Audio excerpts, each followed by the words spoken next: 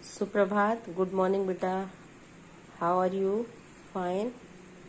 Okay, आज हम क्या करेंगे बेटा? कक्षा 3 में पाठ 7 है टिप टिप बा, इसका अभ्यास करेंगे। ओके, लाइव क्लास में हम पूरा कर चुके हैं और हमारा टर्म 1 के एग्जाम की भी आपको सिलेबस मिल चुका है। ओके बेटा, इसलिए मैं आज इस पाठ को फटाफट से आपको कराऊंगी क्योंकि लाइव क्लास में हम ऑलरेडी इसको पढ़ चुके हैं।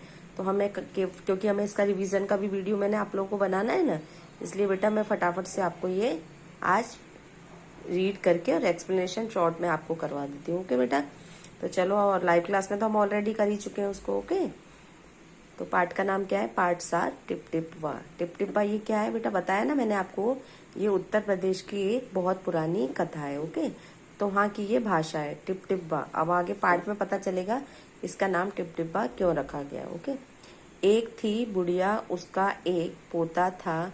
पोता रोज रात में सोने से पहले दादी से कहानी सुनता। दादी रोज उसे तरह तरह की कहानियाँ सुनाती। एक दिन मूसलाधार बारिश हुई। ऐसी बारिश पहले कभी नहीं हुई थी। सारा गांव बारिश से परेशान था। बुढ़िया की झोपड़ी में जगह जगह से पानी टपक रहा था। Tip tip tip tip. इस बात से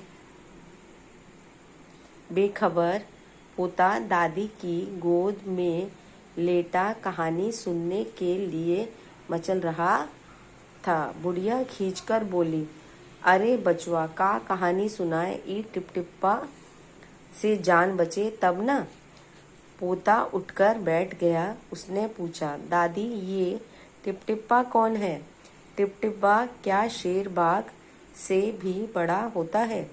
दादी छत से टपकते हुए पानी की तरफ देखकर बोली, हाँ बचवा, न शेरवा के डर ना बगवा के डर, डर तो डर टिपटिप्पा के डर। ओके, अब ये मैं आपको एक फटाफट से इसको समझा देती हूँ, है ना, कि क्या था। एक बुढ़िया थी और उसका एक पोता था। पोता तो आप जानते हो ना, आपकी दादी है तो आप उसके उनके कौन लगते हो? पोते लगते हो।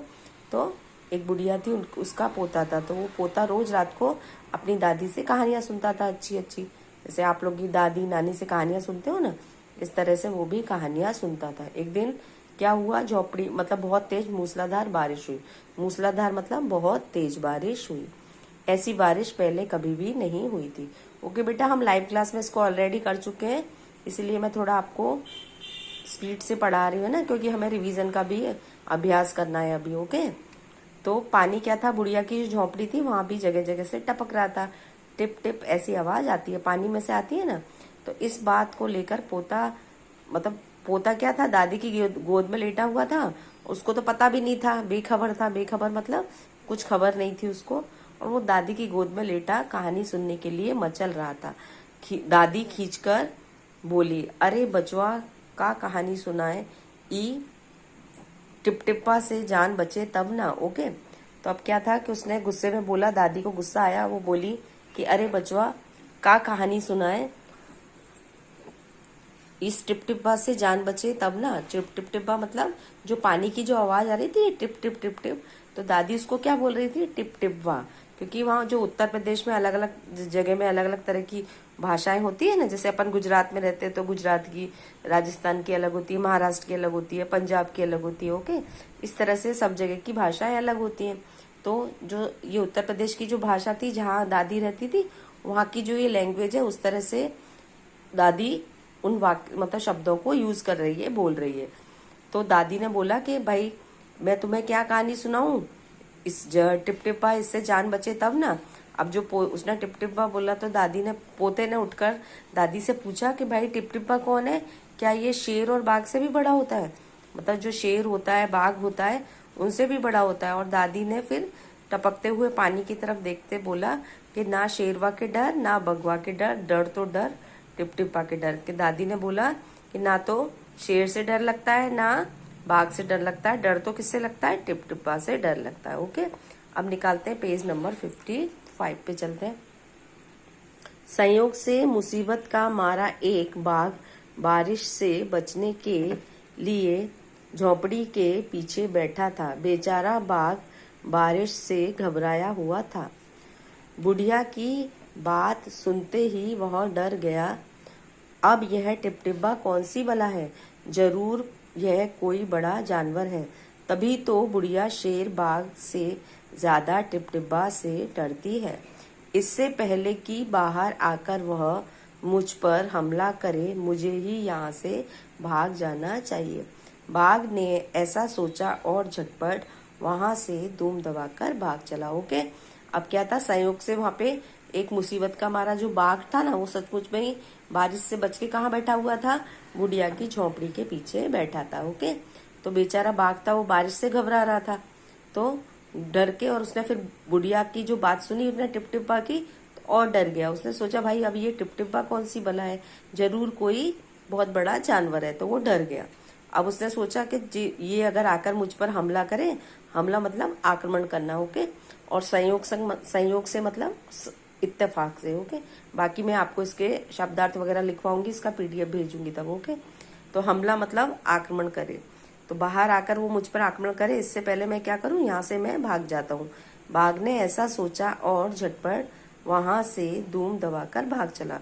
और बाघ ने सोचा और वो झटपट से मतलब तुरंत से वहां से धूम दबा के मतलब घबरा के वहां से डर कर भाग गया। उसी गांव में एक धोबी रहता था, वह भी बारिश से परेशान था। आज सुबह से उसका गधा गायब था। सारा दिन वह बारिश में भीगता रहा और जगह जगह गधे को ढूंढता रहा, लेकिन वह कहीं नहीं मिला। धोबी की पत्नी बोली, जाकर गांव के पंडित जी से क्यों नहीं पूछते, वे बड़े ज्ञानी हैं। आगे पीछे सबका हाल ही उन्हें उनके सबके हाल की उन्हें खबर रहती। ओके, अब क्या था, उसी गांव में कौन था, एक धोबी रहता था। वो बेचारा बारिश से बहुत परेशान हो रहा था। और क्यों हो रहा था, क्योंकि उसका गधा वहां से गायब हो गया था, मतलब उसका गधा खो गया था। और वो सारा दिन भीगता रहा, लेकिन फिर भी गधे को ढूंढता रहा, लेकिन उसका गधा नहीं मिला। अब धोबी की पत्नी उसको बोली, धोबी के, कि जाओ और जाकर गांव के जो पंडित जी है ना, उनसे जाकर पूछो, क्योंकि पंडित जी को सबके हाल की पता रहती है, कि आगे पीछे सबके हाल की खबर रहती है। आगे पीछे मतलब आने वाला क्या होने वाला है और क्या हो गया है पीछे। ओके, तो पंडित मौलवी जो होते हैं ना, जैसे कहते होते हैं ना, मौलवी होते हैं, पंडित जी होते हैं, मौलवी जी होते हैं, तो इस तरह से उसकी पत्नी बोली कि आप जाओ और जाकर पंडित जी से पूछो। ओके, अब पेज नंबर 56 निकालते हैं बेटा।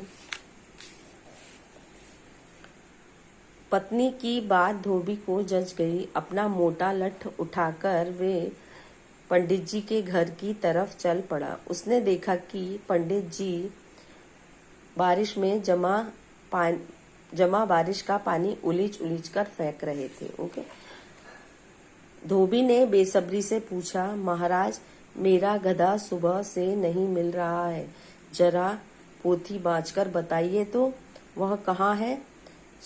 अब क्या था, पत्नी की बात तो उसको जच गई, मतलब उसने पत्नी की बात तो उसको अच्छी लगी। उसने सोचा कि सही बोल रही है उसकी पत्नी, कि जाओ और जाकर पंडित जी से पूछो।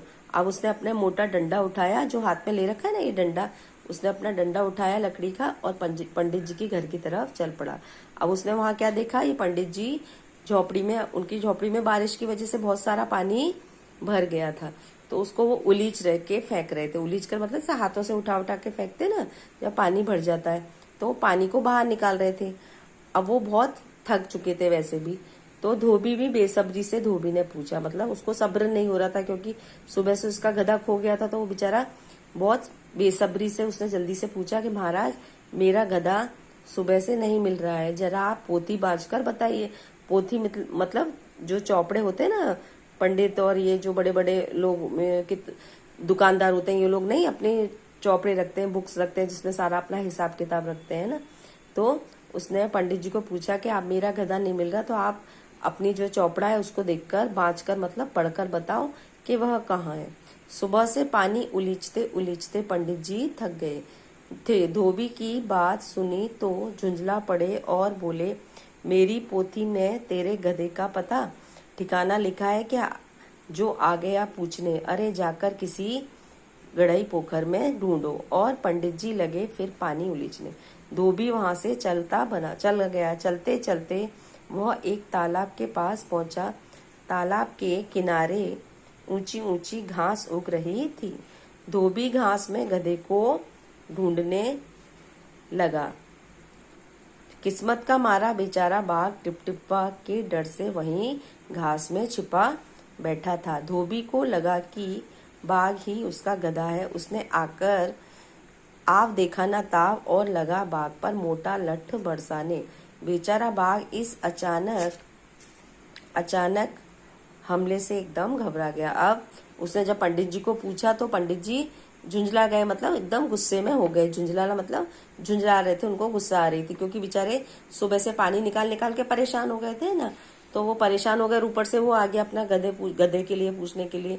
तो उसने पंडित जी ने बोला कि क्या तुम्हारी गधे का पता मेरी चौपड़ी में थोड़ी लिखा है? जाकर कहीं पे गढ़ाई पोखर, मतलब जो तालाब हो जाता है ना, जैसे बारिश के टाइम में कीचड़ भर जाती है तो उसको तालाब पोखर जैसा बोलते हैं, कि देखो वहां शायद वहां पे गिर गया होगा। अब जो पंडित जी वापस से उसको बोला और पानी को उलीचने लगे। अब जो धोबी था बेचारा चलते चलते कहाँ पहुंचा? एक तालाब के पास पहुंच गया। वहां पे बहुत ऊंची ऊंची घास उग रही थी, मतलब धूप जो होती है ना वो लगी हुई थी। धोबी घास में गधे को ढूंढने लग गया, लेकिन जो किस्मत का मारा मतलब बेचारा बाघ था वो टिपटिप्पा के डर से कहाँ पे छुप रहा था? उस घास के अंदर छुपा बैठा था। अब धोबी ने तो क्या सोचा, बाघ को ही उसका गधा समझ लिया और उसने आप देखा ना ताव, मतलब उसने इधर उधर नहीं देखा और जो उसका डंडा था लकड़ी का वो मोटा लठ उस पे बरसाने लगा। बेचारा बाघ एकदम हमले से घबरा गया, मतलब अचानक से कोई आके मारेगा तो घबरा जाता है ना, तो बेचारा वो भी एकदम घबरा गया। अब आगे देखते बेटा इसमें। बाघ ने मन ही मन सोचा, लगता है यही टिपटिप्पा है, आखिर इसने मुझे ढूंढ ही लिया। अब अपनी जान बचानी है तो यह जो कहे चुपचाप करते जाओ। आज तूने बहुत परेशान किया है, मार मार कर मैं तेरा कचूमर निकाल दूंगा। ऐसा कहकर धोबी ने बाघ का कान पकड़ा और उसे खींचता हुआ घर की तरफ चल दिया। बाघ बिना चूं चपड़ किए भीगी बिल्ली बना धोबी के पीछे पीछे चल दिया। घर पहुंचकर धोबी ने बाघ को खूंटे से बांध दिया और सो गया। सुबह जब गांव वालों ने धोबी के घर के बाहर खूंटे से एक बाघ को बंधे देखा तो उनकी आंखें खुली की खुली रह गई। ओके, अब क्या था, उसने जो धोबी था उसने उसको अपना गधा समझा और उसको पकड़ के कान पकड़ के कहाँ ले गया? अपने घर पे ले गया और घर पे जाके बाहर बांध दिया, क्योंकि रात हो चुकी थी है ना, क्योंकि उसने गधा समझा। और वो जो शेर था उसने, बाघ ने क्या समझा? उसको टिपटिप्पा समझा था।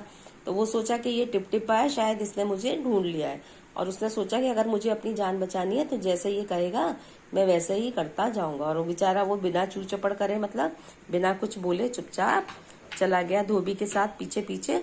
और धोबी ने उसको खूंटे से, जो कहते हैं ना जिनमें गाय भैंस ये सब हम बांधते हैं, उसको खूंटा बोलते हैं ना, खूंटे से बांध दिया और सो गया। और जब सुबह सब लोग उठे तो सबकी आंखें खुली की खुली रह गई। क्यों रह गई? क्योंकि सबको लगा कि अरे, सब घबरा देख के चौंक गए कि देखो इस धोबी ने तो अपने घर के बाहर कौन बाघ को, मतलब जो शेर होता है टाइगर को, बाघ को बांध रखा है। ओके, तो आ गया समझ में बेटा?